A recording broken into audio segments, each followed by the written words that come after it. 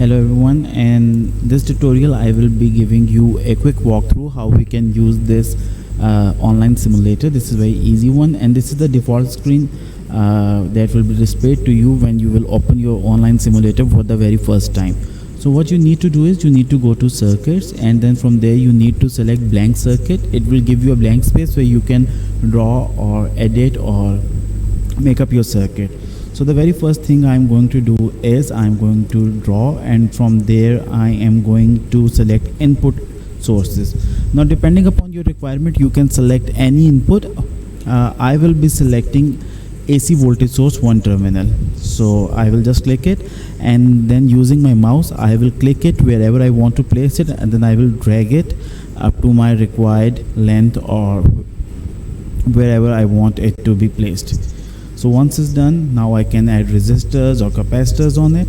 So I will again go to draw, and from there I will take a resistor and I will just draw a resistor. If you need to change the value of resistor, you can just double click it and you can change the value of resistor. So similarly I can also add an inductor here, so or anything you like, it can be added. Similarly there are shortcuts. For example, if I press C, it will give me a capacitor.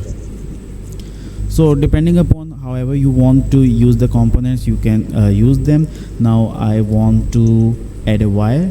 You can either click on add wire, or you can just simply click on this press W to add the wire. This is a shortcut.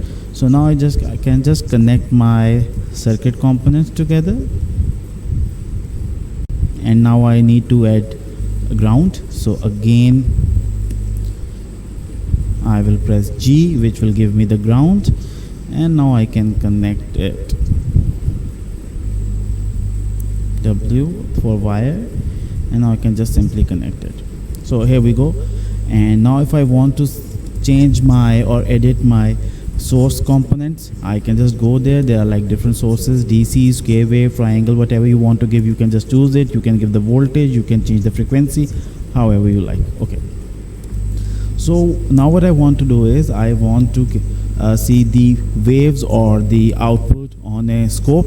So what you can do is you can just click on a component, and after right clicking on it you will see view in new scope.